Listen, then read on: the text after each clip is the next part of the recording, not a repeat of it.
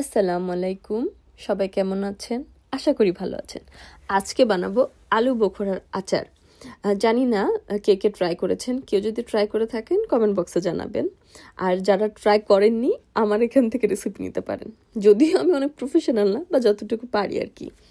তো প্রথমে একটা খালি বলে 2 প্যাকেট আলু বখরা নিয়ে নিব। তো এটা প্রায় 400 গ্রামের মতো। এটার ভিতর কিন্তু বালি থাকে, তাই প্রথমে পানি দিয়ে দিব। কিছুক্ষণ পানি দিয়ে রাখলে এখান থেকে বালিগুলো আলাদা হয়ে যাবে। তো পরে সামান্য একটু হাত দিয়ে এগুলাকে একটু ডলে ডলে নিব, যাতে বালিগুলো একদম আলাদা হয়ে যায়। তারপর এই যে দেখছেন কত বালি বললাম না, এটা অনেক বালি থাকে। তারপর এটাকে সুন্দর করে ক্লিন করে এটাকে রেস্টে রেখে দিব 20 to 30 মিনিটসের জন্য। ততক্ষণে আমার বাকি কাজগুলো আমি করব। এরপর তেঁতুল নিব, তারপর একটা প্যান নিব, এর মধ্যে আর কি শুকনো মরিচ, 5 ফোড়ন আর জিরা। 5 ফোড়ন এখানে আমি 5 চামচ নিছি, আর জিরা 2 চামচ। পরে শুকনো মরিচ অবশ্য আমি আরও 2টা অ্যাড করছি, কারণ যে যেরকম ঝাল খেতে পছন্দ করে। আর তেঁতুলের মূলত আমাদের লাগবে হচ্ছে মার বা কাজ যেটাকে বলে।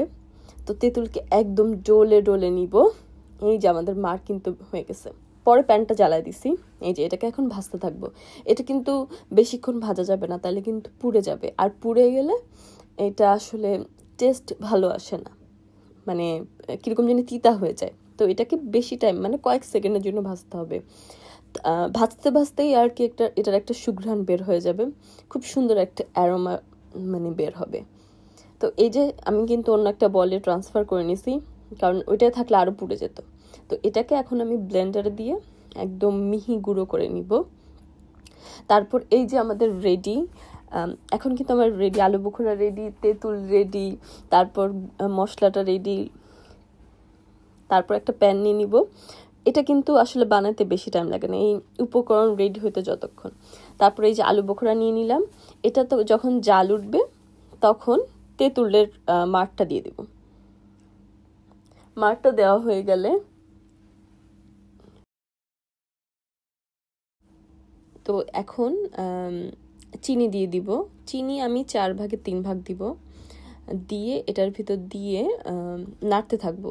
চিনি দেওয়ার পর কিন্তু অনবরত নাড়তে হবে, না হলে নিচে লেগে যেতে পারে। যে যখন আবার বলক উঠবে, এটাকে নাড়তে নাড়তে নাড়তে চিনিটা যখন গলে যাবে তখন একটু লবণ দিব, একদম সামান্য পরিমাণে লবণ।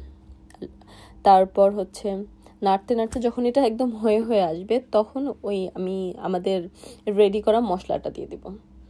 আসলে এই আচার বানাতে বেশি টাইমও কিন্তু লাগে না, দেখছেন মানে কত সামান্য উপকরণ